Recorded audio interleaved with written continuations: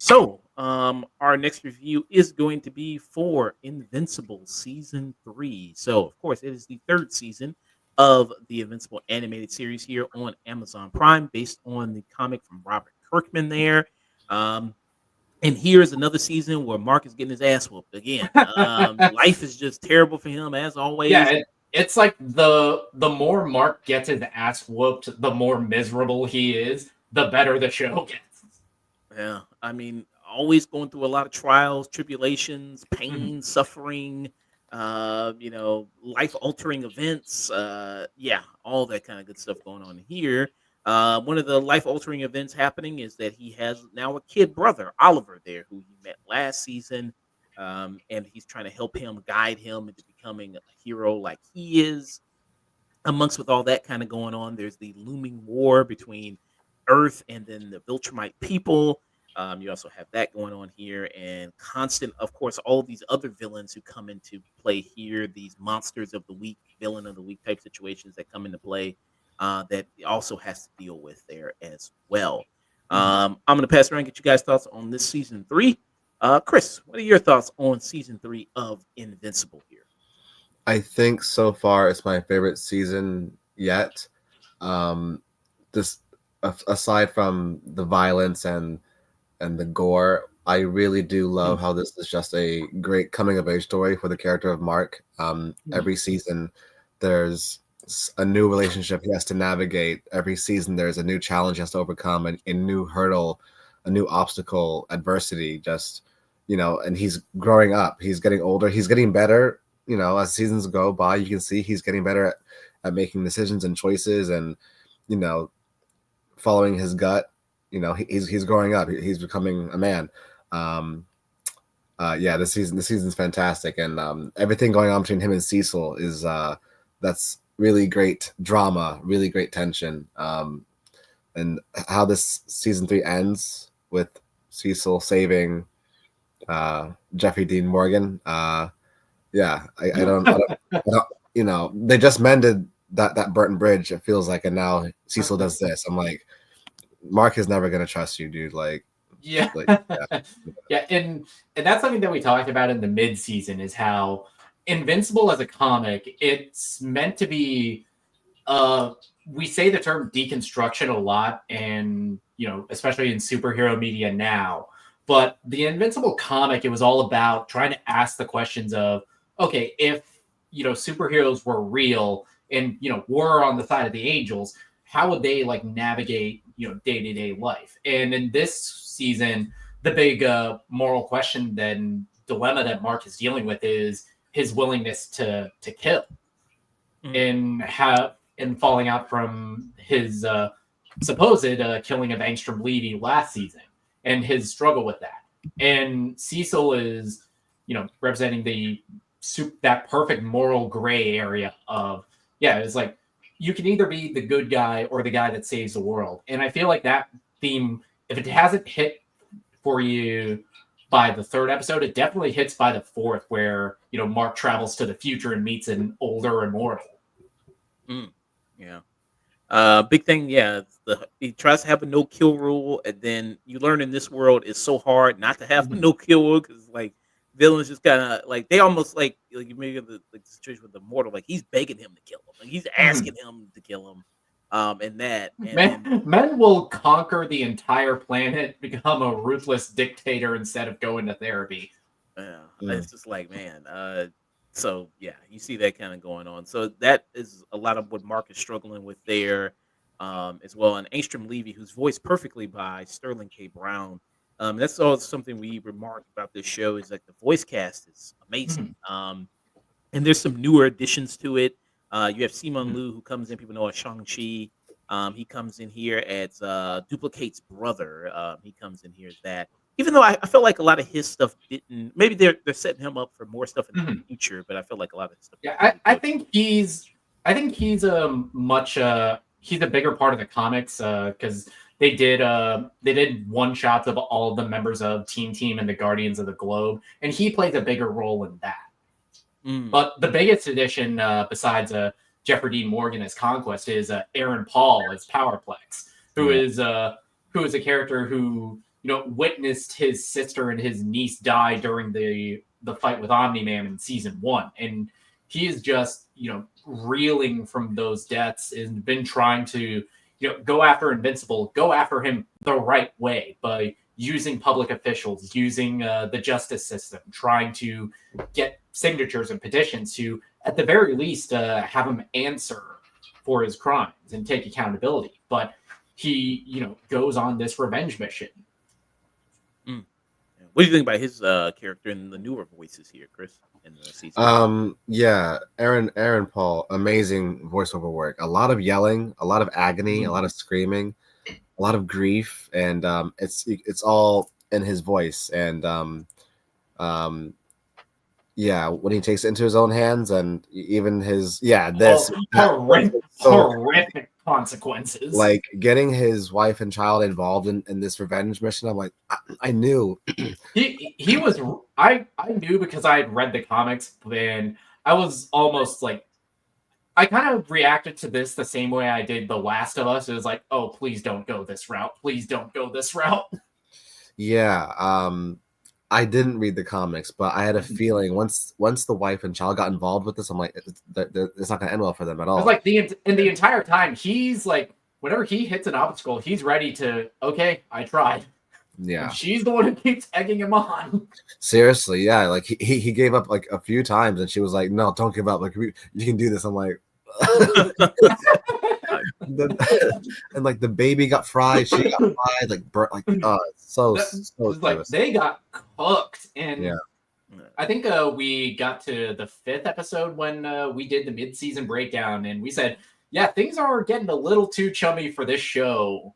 So some fuck shit's about to happen, and you have probably one of the darkest 3-episode runs of the show, but also possibly the 3 best episodes of Invincible. Because the last 3 episodes, it was like the Invincible War, which I heard some readers of the comics were a little disappointed by, because it felt like more of a lot of them were because in the comic there are cameos from other Image comic characters, like Spawn has a cameo appearance in it, and they didn't use him, which is whatever, because this is at the core of it, it's Mark's story. So there was that, and then it leads into when Aestrom Levy, who makes a comeback again, a character like Nick said thought was dead. And you see him like teleporting into another world where he looked like Britney Spears in South Park, where it's just like his tongue and just bottom half of his kind of face kind of going on. And he's able to go to this world where they're able to put him back together. And then he's able to, again, he's one of him and Powerplex have 2 of the biggest hate boners for Mark. And it's understandable why they hate him so much. But it's just kind of completely warped them and made them into the kind of people. Yeah, and there's a bigger element of tragedy with Angstrom, because when we first meet him in season 2, he's like a character that wants to do right by the world. He wants to merge all the memories of all of the different variants of the multiverse to, do good to the world. And he lost his mind from all of the memories of all of them crashing in at once, and all of them of the different marks that turned evil. And he uses the whole army of marks from all these different universes to sick it on the mark we know, the Prime Mark's world, and cause all this destruction and chaos there. I mean, geez, the world just in this show just does not get a break. I mean, if you live in a major city in these shows, like you're just move to the desert, to the middle of nowhere, because it is not a good time for you. I mean, it's like constant, like superheroes blowing shit up constant. I mean, just the damage that these people cause is and Invincible War in the comic, it does 2 things. It reemphasizes the danger of just one Viltrumite. Of just one evil Viltrumite, and now we get an army of them, and they're all interesting parallels to the different turns that Mark's life could have taken. And shout out to Stephen Yeun, because he's always been a phenomenal voice actor. Every single variant of Mark that we see all have different vibes and personalities that make them distinct. And to do that with your voice of, essentially playing the same character but different versions of them, it's an incredible vocal performance. Yeah. And Chris, you already brought this character up already, but another big character comes up at the finale. There is Conquest there, who's voiced by Jeffrey Dean Morgan, Yeah. who's part of another. He was part of another Robert Kirkman series. There, he's Walking Dead. There, I think is this character still alive in Walking Dead? Are they still? Is he still? Yeah, doing they're still doing spin-offs with him with Okay. Negan. Okay, so he's still doing that. What'd you think about his character there, Chris? Oh man, Conquest is all these Viltrumites, they remind me of like an evil Superman. Like they're just so all of them are just so individually unstoppable. Like season 1, season 2, Mark is every Viltrumite he comes in contact with, they whoop his ass. Like It's not even a fight. Yeah, it's not even a fight. He's their punching bag. Like luckily he's a punching bag, and we're just waiting as an audience for them to either have an emotional moment with Mark or get bored. Yeah. Speaking of emotional moment, that little monologue he has when he's whispering, talking about how I'm so good at what I do. Like I'm a victim of my own success. I'm like, dang. Yeah, which is a moment that's not in the comics. Because Conquest, he's basically just a force of nature. Yeah. Here, giving this extra bit of humanity adds so much to the character, and because he eventually comes back into the story. Because the two biggest, most traumatic moments in Mark's life, at least up into this story, are killing Angstrom and the Invincible War, and then this in the comics. And this sound is trending on TikTok. I see a lot of people doing it right now on TikTok. This right now people doing the Sigma grind set workout videos. People doing this with this. But here it is right here with the monologue that's going around. I am so lonely. All the other Viltrumites are scared of me. No one talks to me. No one wants to be my friend. They think I am unstable. They send me. I like the sound effects here because while he's giving the speech, you hear you know what I mean? Like he's choking. I like that one. Planet to planet, committing atrocities in their name. And as I get better at it, they fear me more and more. I am a victim of my own success. Conquest. I don't even get a real name. Damn. Only a purpose. I am capable of so much more, and no one sees it. Someday. Yeah. I mean, he should have went to art school. Yeah. Show it to Juilliard, man. Show it to Juilliard. Yeah. Who was Rexplode? That was a major loss this season. The actor, his voice is so distinct. Jason Mantzoukas. Yeah.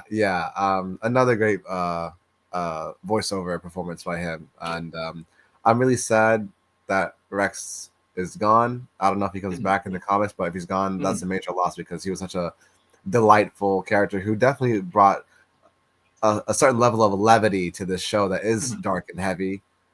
He was a very funny character, and he was just starting that relationship with the shrinking Ray, and his character development throughout all 3 seasons. It's been one of the greatest arcs, and I think an element that isn't really brought up is the friendship that he develops with Mark. That they're cool, they're boys by the time this season starts, and having that extra element of reason he sacrifices himself is because he's looking at a mirror of his friend. Yeah. It's it was like as far during the Invincible War, Rexplode 1, Immortal 0. Yeah. He was one of the major losses we had there in this season. Jason Mantzoukas who does voice the character. And like I said, characters in this, it's like once you see them happy, it's like, oh, that can't last too Oh long. no. Because he was kind of trying to retire with Shrinking Ray. It's like maybe just kind of settling down and kind of going away. But then that popped off, and then when he gives that, it's like, oh, I'll be back. It's like, oh, you won't be back. Even though I didn't even read the comic, and I knew like, You might as well be making out with a Grim Reaper. yeah. Yeah, so I already knew that already. But I mean, some positive things. I mean, some happier things in this season. I did think was the relationship. We finally got a full-on relationship now between Amber and Mark. Oh, Mark and Eve. I mean, I'm sorry. Yeah, Eve. I'm sorry. Yeah, Mark and Eve there. Mm-hmm. Yeah. After 2.5 seasons of 2 seasons of Will They Won't They, they finally get together, and it took a while for their relationship to really land for me. But I think where it hits the hardest is in the 4th episode, where Mark just came back from killing the Immortal in the future, and he's worried about, because he knows that functionally Mark is potentially immortal, and he's wondering about the length of his life. And yeah, she says, if I ever become an evil dictator, set me right. And he's like bringing up that good point. And their relationship, especially in the final episode, because of course, like any good partner should, she jumps in to try and help him fight Conquest, and it did not go well. Yeah. Yeah. But what did you think about their relationship here? Are you finally happy that they are together? Are you a Amber and Mark guy? Are you a Mark and Eve guy, Chris? What side are you kind of on? As I said at the beginning, I love this is a coming of age story for Mark and watching him navigate these relationships. So I am team Mark's happiness. Whoever he is the most happy with, that's who he should be with. If it's Amber or Eve, right now I think it's Eve. They're having a lot of sex, which is good for him. Hey, Paul F. Tom. It's Mark's getting down whenever Paul F. Tompkins starts narrating. They're having so much sex. They needed to move out. Like, you know what? If we're gonna do this, we need our own space. Because the mom can hear it, Oliver can hear it. Everyone knows what's going on. And but of course they don't go through with it. So that fight, Eve, I thought she was holding her own, but he's a Conquest. He took her leg off, punched her face in. She did better than the Immortal would have. She lasted longer than the Immortal for sure. And I like that she came back, tapping into her true power, healing herself and giving herself the armor and all that cool stuff. That was really cool. So I think Mark and Eve, definitely a power couple for sure. Yeah. Her powers are very great. And when she had her own one shot there, the film not enough people talk about how good that one shot. That was really good. The Eve special. Yeah, that was really good. I was like, dang, like I think all the budget. Like people complain about the animation. I think they put it all into Eve. Yeah, no, in this season they put it all into Mark's hair during the Conquest fight. Yeah, but yeah, it's like I say it all the time.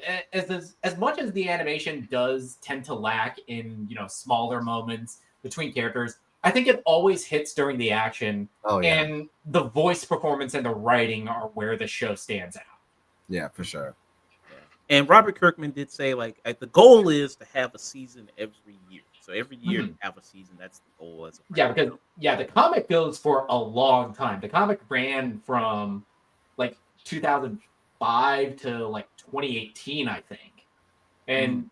And they have a lot of meat to pull from, and even for stuff that's going to be original, because there's a whole thing that they're having an original arc for the show that's being adapted next season. So that's the goal right now. I hope they can accomplish it. I mean, it's 8 episodes. It may be a lot of crunch. Just whatever they do, don't do that freaking mid-season break like they did last season, because.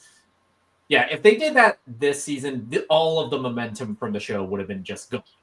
Yeah, I thought that was the one thing disappointing there. But yeah, the voice work, so Gillian Jacobs' voice, Adam Eve there. And she's really great there as well in this. I think she, with Mark there, great couple. I think great couple. And like you said, Mark happiness is also very important there. And it seems like he's very happy to be with Eve there. So I think that's a great thing in the show. Also, some more stuff that just comes up there about with Cecil going on, who's voiced by Walton Goggins, Oh. who's also, I mean, one of the best working actors we got today. I think Walton Goggins. Yep. Are you? Yep. Walton Goggins. And we're in like peak Walton Goggins seasons because he's on this, Righteous Gemstones, and The White Lotus all at once now. Yeah, he's on that. Which I don't. Have you seen White Lotus? Any of you guys? Is that good? Check out White Lotus. Yeah, I My, like the show. I haven't seen it. My brother saw the first season and really like related to like the Aubrey Plaza husband relationship, like Mhm. yeah, whatever that was going on there. Yeah. Okay. Okay, I don't know. Some I don't know. I guess that's ominous. That is ominous there. There's something bad. Something bad's happening. Yeah, I say this to everyone who I recommend White Lotus to. If you like Succession and watching awful people be awful and kind of live in that awkwardness, you'll love it. Okay. Okay. All right. But yeah, Walton Goggins, who's Cecil there, who's the Amanda Waller, Nick Fury of this universe there. He's the one that commands a lot of the heroes there, tries to keep them on a short leash because of the power that they have. And obviously, we see the danger that they could do. I mean, we see what, all these Mark Graysons can do to the world. And we see that. They just finished rebuilding Chicago. Now they got to redo it. Now they got to redo it again there. So it's like there's kind of going on. I mean, this season, Cecil, I mean, he's proven kind of right again, and we get even like a little bit of a backstory with his character of how he kind of turned out to be. Because at first we see that he has a little bit more of a stricter moral code when he's younger. Of like, hey, this person killed somebody, they're a bad guy. Why are we working with them? But it's like, hey, sometimes you need to work with bad people to accomplish good things, and hey, this person's an asset to us, and you see kind of him learn that over time working with this agency. Hell, I would like to see a one shot with Cecil. I'd like to see that kind of going on. What do you think about him this season there, and kind of his ideology going on? Yeah, and if this show is like dealing with kind of delving into that moral gray area of what would being a superhero look like in the real world, he is the perfect example of the lines that you have to cross in order to achieve that goal of protecting the world. Because yeah, there are a lot of shady things that Cecil does. Cecil does a lot of morally questionable things, but everything he does, especially in the first episode where all of the superheroes in the world are trapped, and if he didn't send out Darkwing and the Reaniman, all of them would have been dead. If he didn't have any countermeasures for Mark, they would have lost the Invincible War. Even with all of the variants being not as strong as Mark. What about you, Chris? Yeah, just echoing everything Nick just said. Cecil, he really is like a Nick Fury, Amanda Waller type of character, and all those characters have made certain choices that their superhero team has not agreed with. And this season, Mark has his issues with Cecil because of what he's done and with how he's handled situations with people who have caused a great deal of damage and harm to Mark's life. And just at the very end, him keeping Conquest alive. You on one level you understand the impulse to do that because they know next to nothing about the Viltrum Empire, so it makes sense to want to capture one alive so you can interrogate him. But this man leveled like 4 different cities, used Mark as a snowplow on a beach in, I'm guessing, South America again. Yeah, like we saw I know it's animated, but we saw kids die. Like multiple kids just there were a lot of little kids on the beach that in the camera, like we saw them die. I'm like, whoa. It's horrific. Almost on the level of the season 1 finale in terms of the violence that you facing the train, just like crazy. So I understand the rationale the Cecil has, as like Nick Fury when he was at war, he was thinking like a general. He was making some dodgy choices, but there's a really big but there because it's a detriment. It's a liability at the end of the day. I mean, my other takeaway is that Mark, at this point in his career, is like very bad at intentionally killing people. Yeah.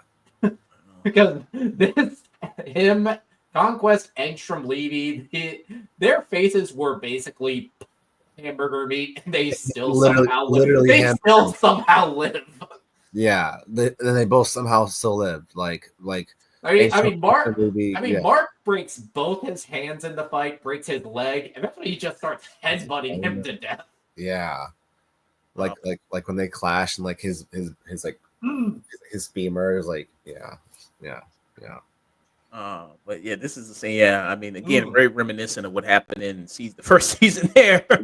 Jeez Louise, this is dog child. Yep. Oh Jesus, it's just like these people. It's like when you're kind of battling this, it's like everybody's just ants. Like you're just an ant basically here. There's nothing you can do. And that's something that the comic always did really well. Is like it'd be very bright, colorful, normal superhero antics one moment, and then the next panel is just drenched in blood. Yeah. And then that moment where, in that kind of fight there, again, Stephen Yeun, great voice performance on him, where he's facing off Adam Eve, kind of dies in the middle of the fight there. And then he just kind of goes beast mode. I mean, there with that, where he just kind of goes all out. He starts biting him. He starts just going all out there. He turns feral. You see that kind of going on. And here's the scene where he breaks his arm right here, where he kind of faces off against Conquest right here. And yeah, the animation. Do you think the animation's better this season than it was last season? I think it's kind of more. I know people. It always, there are corners that are cut during the production of the show, which are noticeable. But when the show needs to, the animation is clean. Yeah. But yeah, I mean, it looks much better, especially here. I know some people are saying like, well, Conquest is this kind of guy who comes in. We don't really know him. We have yeah, but that's his character in the comics. They do much more fleshing out of Conquest here than they do in the comic. Yeah. And Chris, what do you think about the way they kind of write men in this show? Like you mentioned the speech there from Conquest, there, the "I'm so lonely" speech. Mark, after all the things he's going through, and then he does cry. I mean, quite a bit in this show. There. What do you think about the way that's shown in the show of the male kind of characters and the way they're written? I really like that question. I'm not gonna lie, it's a good question. Because this show since season 1 has been extremely violent, and the whole mustache for the Viltrumites is to show power and dominance. But whether you're Omni-Man, Mark, Conquest, Cecil, you have this tough exterior, but then we spend enough time with them. These characters have good writing. These characters have arcs. You start to peel back the layers, and you can see like another thing that's viral. I think I miss my wife. Like that's viral on TikTok as well still, and just the that image of a bearded, teary-eyed Omni-Man just floating through space like aimless because he, despite what he said at the end of season 1, he there is regret. He misses his wife. He misses that life he had. He misses love. He had love, and that's not something Viltrumites ever really think about. But he had it, and I guess it made him soft. And same thing with Mark. Everything he's going through and where he is now as an older brother, trying to guide Oliver, whose suit is like imaged after Omni-Man, and Mark, he's that kid Omni-Man, and both Mark and Art are just like, he told me the L was for Oliver. And Art is Mark Hamill, right? Yeah, yes. Art is voiced by Mark Hamill, and the show does a good job of addressing this kind of moral ambiguity and those questions of morality in this. Is because Oliver only knows his father as being a loving parent. He has heard about all of the horrific things that he did on Earth, and possibly hundreds of years with the Viltrum Empire, and he doesn't understand yet the sheer gravity of what Nolan did. And that's something that in the early part of the season, I like that they delved into that because there is a big question mark with Oliver. It's like, is he gonna end up becoming more like Nolan? He doesn't have this kind of closeness and bond and caring about humanity that Mark did growing up. And I like that the answer to that is just kind of letting him be a kid. We see that he, made friends and made human friends. And there's this great moment where they run into some older kid bullies who there's this moment where, okay, is he going to fuck him up with his powers? No. Oh, thank God. He just pants them. You think the show does a good balance? So, he's not so much like annoying kid brother, kid sidekick. You think? Yeah, there is a very delicate line that a lot of kid characters have to dance. But I think Oliver, especially in the latter half of the season, he comes into his own. And, effort might be futile, but good on you for trying to come in clutch and help your brother. Yeah, it's like any Dragon Ball Z movie. Piccolo and Vegeta have great entrances, and then they get their ass whooped immediately. Like, they'll come in clutch and save Goku like the last minute, but then, all right, I'm here to fight now, and then they get their ass whooped. I'm loving the memes that I'm seeing online of like that Nick Cage slap from God with Oliver. Just it's really cool to see. Yeah, this is cool to see. Oh, dang! And again, the writing and the dialogue. Just when Conquest has Oliver and he's explained to him the process of pulling someone in half. First, it's the muscles, then it's the skin, then it's the. I'm like, oh my god. Then if you're still conscious, you can feel the tendons start to rip. It's like, oh my god. He's a child. He's just a kid. Did he really hurt you? He didn't even hurt you. Like, did you feel that punch? Probably not. Hey, you saw the wind that blow past him as he landed too. Oh my goodness. It's hard to watch. Poor kid. Oh god, with his teeth. He doesn't have any teeth anymore. Oh my goodness, yeah, his teeth are gone. Yeah, punch him square in the teeth. They separate. If you're able to focus through the pain, it's your skin next. Pulled to its breaking point, just as it starts to rip. This is going to be amazing. Amazing? Jesus. It's so simple. It's gonna be great.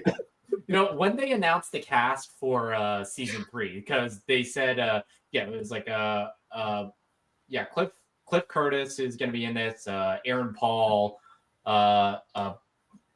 Jonathan Banks, and Jeffrey Dean Morgan.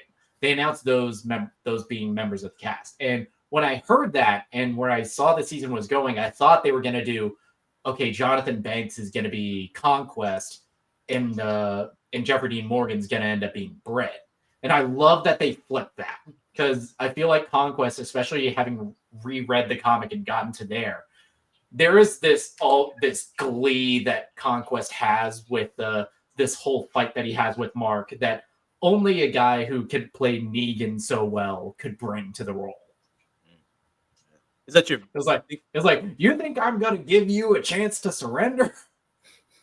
Is that your best newer voice performance of the season, Jeffrey?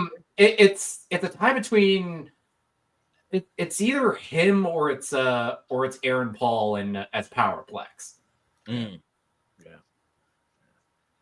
Any weak spots for you, Chris, this season at all? Anything there?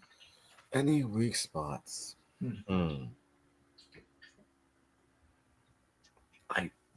I don't think not for me. I have no notes. I really enjoyed this season.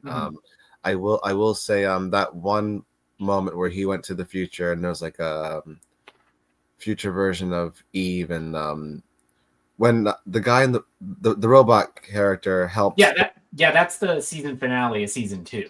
Okay, yeah. They kind of reference it again because the robot guy, he helped the monster girl shift without like aging. Yeah, exactly. Without aging, like he did something to her belt, so like she could use her powers without aging, because that was like kind of like the double-edged sword factor of her powers.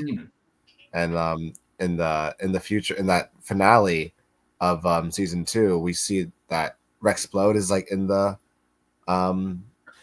Yeah, Costume, but if you remember, Robot used Rexplode's DNA in order to Right. create that clone body. Yes. Yeah. So like having that connection from there to I thought that was really cool. Yeah, So and every like issue is only a nitpick that I could have from the comic. Like in the finale during the funeral, like Rudy takes Rex's name to honor him, which was weird in the comics and it's weird here. But there's a reason for that with the turn that character takes. Okay. And Nick, do you know where Darkwing is when he took the mark into the floor? Like, do you know where they're in the Shadowverse, which you saw briefly in season 2. Okay. Okay. Mm-hmm. And I'm not going to say anything more. Okay. All right. So we know what. Okay. Cool. Yeah. I have no complaints. Season 3 so far has been my favorite, and I've loved every single season. Yeah. You want to give your final thoughts rating for it, there, Chris? What's your second highest rating? Peak. Peak? Yep, peak. Yes, peak. Peak. Yeah. Invincible is peak. Yeah, I think that's a perfect description for the show. What about you, Nick? Yeah, I'm right there. This is probably my favorite show on TV right now that is currently running. The like level of writing that you get as far as superhero media, it can bounce between, like the CW trash to, even stuff I like on Marvel Disney Plus, which is like okay at best. But here it's consistently great writing, great character beats, and never failing to, when the big bombastic action set pieces happen, they always remember to bring it back to characters. Like there is a very easy way they could have fucked up the Invincible War. But the fact that they managed to nail it in 56 minutes, and it is as good as it is, and have it follow up with the fight with Conquest, it is... Please give all of the money to the animators on this show. Please keep churning out seasons, because this is, in the comic, this is essentially where the story starts, because the real meat of the comic is the war with the Viltrumites. So you give it a peak there, Nick? Yeah, peak. Yeah, this is peak. The one complaint I do have is I feel like they did kind of fast track the relationship with Mark and Eve because of the events that happened later in the season. But I think the chemistry with Steven Yeun and Gillian Jacobs is so strong that I could overlook it. And they had such great chemistry before they even started dating, back in season 1 and 2. Yeah. This is another strong season of Invincible. Here. And all of, especially jumping into season 4, where it could potentially go, because you introduce 2 characters, even just visually, that play a much bigger role in the comics and the coming events. Like you're introduced Tech Jacket, who apparently soloed a Mark variant in space during Invincible War, and you introduce Brit, who is like essentially kind of like a Captain America figure in the comics. Brit. So. Yeah, still another strong season here for Invincible. Hopefully we get a season every year. That's the plan there. Hopefully it's not too much crunch on the animators. As I said before there, what this show is able to do as far as the drama it's able to bring, the heartbreak it's able to bring, the rough life that Mark leads and how he's able to kind of try to rebound after all this. Yeah. It's like, oh God, he's miserable. We're so back. Yeah. I mean, it's just rough going for him, but yeah, I mean, this is still really good. I mean, it's a great piece of superhero media, like Nick said there. I just picked up both all 3 compendiums of the comic, and I'm slowly working my way through them, because those things are heavy as hell. Yeah, I got a thick stack. I'm halfway through it. I got a thick stack there as well there of the appendium in the first one. So yeah, I know there's some people who are a little burnt out on superhero media with the movies, with so much stuff on TV there. I know Invincible, they want to do more stuff. They want to do a video game. They want to do a live action film of Invincible. Which doing it in live action would just be redundant at this point. Because so much of the charm, especially of the first season, because I hadn't read any of the comic at that point. So I was just kind of expecting, something like a cool superhero flair, and then the post credits of the pilot happens. Yeah. Mm. So I mean, hopefully, I mean, it's good right now. I don't know, more what they do if they expand it more, if it will get kind of tiresome. But yeah, right now it is really good, and it is the definition of peak for me. There, the animation is better. Still amazing voice performances here. Still so many great characters. Like Ebony, we didn't really Sandra Oh there. Great job as Ebony. Um, she also. Also, a good fashion style from her new boyfriend Paul. There, always show good turtleneck jackets there. Yeah, nice, good on him. But yeah, very. So, I give it so 3 peaks